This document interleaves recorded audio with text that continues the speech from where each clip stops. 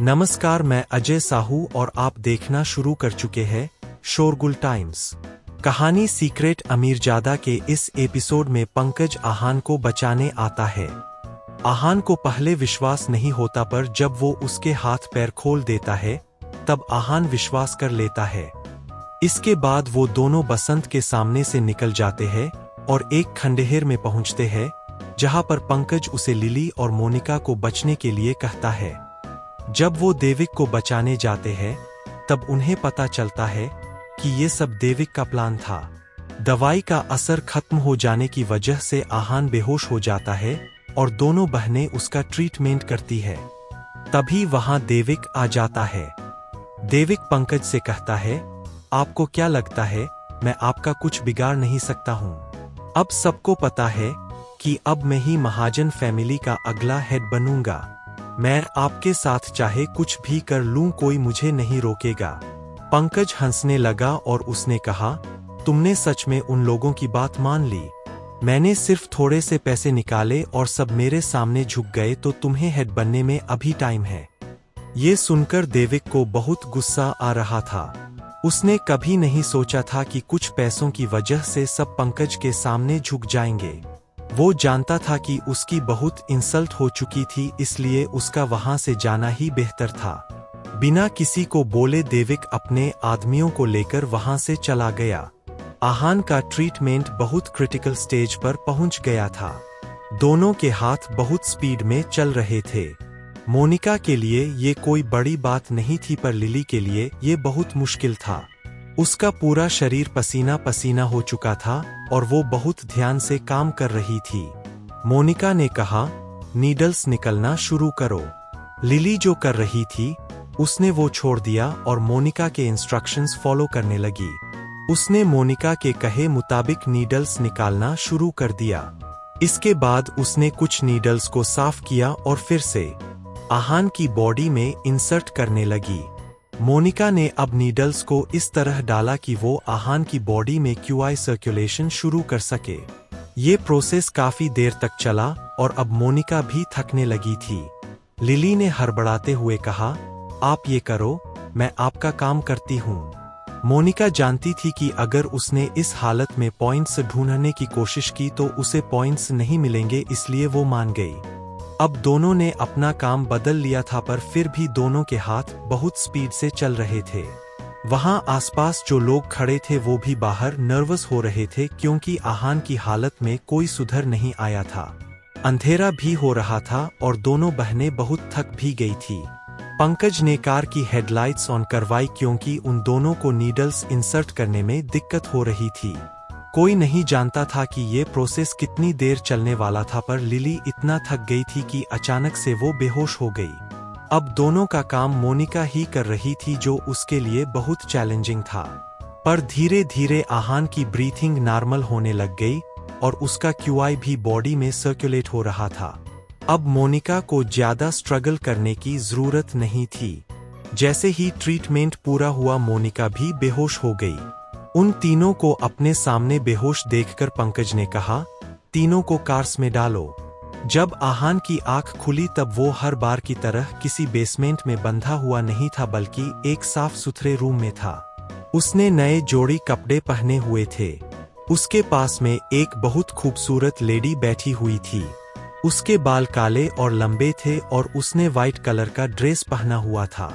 उसके चेहरे पर ज्यादा मेकअप नहीं था, बस होठों पर रेड लिपस्टिक लगी हुई थी। ड्रेस से उसका हर कर्व अच्छे से नजर आ रहा था। जब उसने देखा कि आहान उसे देख रहा है तब उसने गुस्से में कहा, किसी अनजान लेडी को कोई ऐसे घूरता है क्या? उस लेडी ने ये बात जितनी तीखी टोन में बोली थी, आहान का मुंह खुला का खुला रह गया। वो ये बात सुनकर बहुत हैरान हो गया था।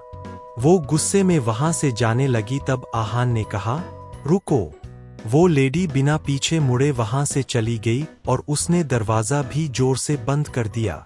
आहान को ये देखकर और हैरानी हुई। वो नहीं जानता था कि वो कहाँ है और वो लेडी कौन थी। आहान ने अपने दिमाग पर जोर डालकर सोचने की बहुत कोशिश की, पर उसे कुछ समझ नहीं आ रहा था। अचानक से उसे एहसास हुआ कि उसकी बॉडी में दर्द बहुत कम है। उसने देखा कि उसके घाव भी ठीक हो गए थे। वहां बैठे बैठे वो बोर हो गया था और उस लेडी के जाने के बाद वहां कोई और आया भी नहीं था, इसलिए आहान अपने बेड से उतर गया। उसे लिली और मोनिका की भी बहुत फिक्र हो रही थी। जब आहान रूम से बाहर आया तब उसने आवाज लगाई पर कहीं से किसी ने कोई जवाब नहीं दिया। उसे बहुत भूख लगी थी, इसलिए वो इधर उधर खाने के लिए कुछ ढूंढने लगा पर उसे कुछ नजर नहीं आया। वो बहुत परेशान हो गया था। उसे ऐसा लग रहा था जैसे वो किसी अलग दुनिया में आ गया था जहां पर वो अकेला था और जो लेडी पहले उसे दिखी थी वो भी कहीं गायब हो गई थी। वो हड़बड़ाते हुए घर से बाहर आया और उसे दूर दूर तक कोई दिखाई नहीं दे रहा था। आहान की बेचैनी बढ़ गई थी। उसे समझ नहीं आ रहा था कि वो कहाँ था और उसे कोई दिखाई क्यों नहीं दे रहा था। जब उसके सिर के ऊपर से प्लेन गुजरा तब उसका दिल थोड़ा शांत हुआ। उसने इधर उधर देखा और उसे एक पेड़ के नीचे एक टेबल और कुछ चेयर्स नजर आई। वो वहां जाकर बैठ गया और आराम करने लगा। आहान को रियलाइज हुआ कि वो अब तक डेजर्ट एरिया में ही था और वहां लोग छुट्टियां मनाने आते थे, इसलिए शायद उसे लोग नजर नहीं आ रहे थे। कुछ देर बाद वहां पर एक कार आई पर आहान को किसी को देखने की पहली जितनी तलब नहीं थी, इसलिए वो वहीं पर बैठा रहा था। उसमें से एक आदमी निकला जिसे आहान ने पहले पंकज के साथ देखा था। उसके साथ एक लड़की भी थी। जो आदमी आया था वो सीधे आहान के पास आया और उसने कहा, आप यहाँ क्यों बैठे हैं? आहान ने कहा, ऐसे ही, मैं घर में बोर हो रहा था। तुम्हारा नाम क्या है? उस आदमी ने कहा, मेरा नाम सोहित है। सर ने कहा है कि आप यहाँ आराम करिए। जब आप ठीक हो जाएंगे तब वो आपसे मिलने आएंगे। आहान ने कहा, कौन से सर? सोहित का फिजूल बातें करने का बिल्कुल मूड नहीं था, इसलिए उसने कहा, पंकज सर, जिन्हें आप जानते हैं और जिन्होंने आपको बचाया है। आहान ने कहा, तुम लोग मुझसे क्या चाहते हो? पहले तुमने मुझे बचाया और अब यहाँ आराम करने दे रहे हो, बात क्या है? सोहित ने कहा, मुझे ये सब नहीं पता है। मैं बस पंकज सर की बात मान रहा हूँ। आप बहुत अमीर और पावरफुल है, इसलिए अगर आप जाना चाहेंगे तो सर आपको नहीं रोकेंगे, पर आपकी जान बचाने के लिए वो भी तो आपसे कुछ डिजर्व करते हैं। आहान ने स्माइल किया और कहा, अगर वो ऐसा सोच रहे हैं तो शायद सही सोच रहे हैं। सोहित ने कहा, आप गलत सोच रहे हैं। पंकज सर आपकी मदद चाहते हैं, पर तब जब सिचुएशन उनके हाथ से निकल जाए, वरना वो इतने पावरफुल है कि अपने मैटर खुद सॉल्व कर सकते हैं। आहान ये सुनकर सरप्राइज हो गया। उसने कहा, पंकज को मेरी मदद की जरूरत पड़ सकती है। सोहित ने स्माइल किया और कहा, आहान रायजादा सर, मैं आपको ये बुला सकता है ना? ये सुनकर आहान हैरान हो गया था। उसे लगा था कि उसने अपनी आइडेंटिटी को अच्छे से छुपा लिया था, पर ऐसा नहीं था। आहान ने स्माइल किया और कहा, हाँ, वैसे भी किसी ने मुझे इस नाम से बहुत वक्त से बुलाया नहीं है। ऐसा लग रहा था जैसे अपने आप को खो चुका था। इसके बाद उसने सोहित को देखा और कहा, आपने मेरे बारे में पता लगा ही लिया?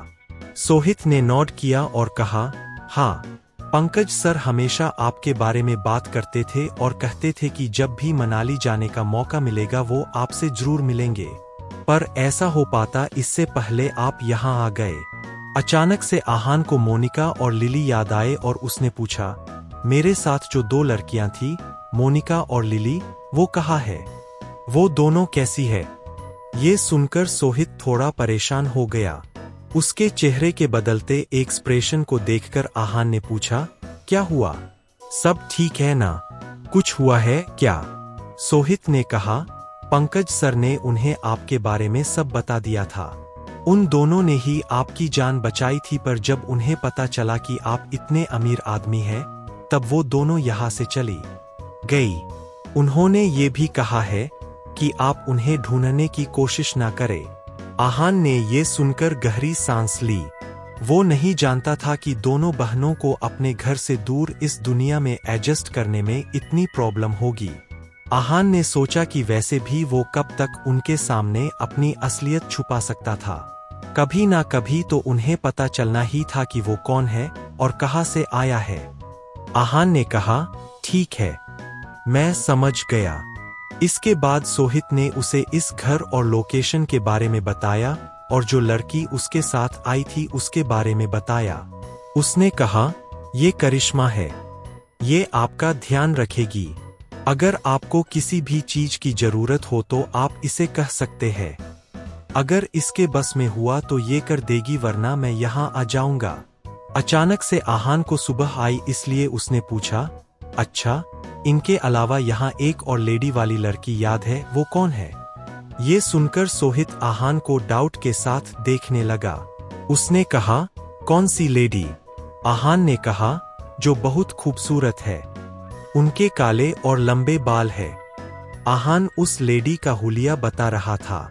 सोहित ने कहा, यहाँ पर करिश्मा के अलावा और कोई नहीं था, वो ही आपका ख्याल रख रही थी और कुछ देर पहले उसे कुछ जरूरी सामान दिलाने बाजार ले गया था। अभी आपके सामने हम वापस आए हैं। आहान बहुत हैरान हो गया था। उसने सोचा कि क्या वो कोई सपना देख रहा था या फिर वो उसका कोई भ्रम था। उसे सब रियल लग रहा था, उसे विश्वास ही नहीं हो रहा था। सोहित ने पूछा, क्या बात है, सब ठीक है ना? आहान ने हाथ हवा में हिलाते हुए जवाब दिया, हाँ हाँ, सब ठीक है। सोहित उससे और सवाल पूछना चाहता था, पर जब उसने देखा कि आहान को इंटरेस्ट नहीं था तब उसने कहा, तो फिर मैं चलता हूँ। आहान ने कहा, ठीक है। आहान ने ज्यादा नहीं सोचा और सोहित के जाने के बाद वो घर में आ गया। घर ज्यादा बड़ा नहीं था, पर दो लोग वहां पर आराम से रह सकते थे।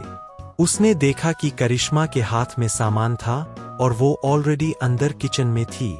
आहान भी किचन में आ गया और करिश्मा से बातें करने लगा। जब वो अचानक से वहां आया तब वो डर गई। उसने कहा, आपने मुझे डरा दिया। आहान ने कहा, सॉरी, मेरा तुम्हें डराने का इरादा नहीं था। करिश्मा ने पूछा, आपको कुछ चाहिए? आहान ने पूछा, तुम मेरे लिए कुछ भी करोगी? वो लड़की बहुत इनोसेंट लग रही थी, इसलिए वो जानना चाहता था कि सच में ऐसा था या फिर वो सिर्फ दिखावा कर रही थी। करिश्मा इस सवाल का क्या जवाब देगी? आगे जानने के लिए बने रहिए हमारे चैनल शोरगुल टाइम्स के साथ। बस इसी के साथ यह एपिसोड यहीं पर समाप्त होता है। इस एपिसोड को आगे बढ़ाते हुए कल फिर मुलाकात होगी। आज के लिए बस इतना ही। अब कल तक के लिए इजाजत। नमस्कार, धन्यवाद।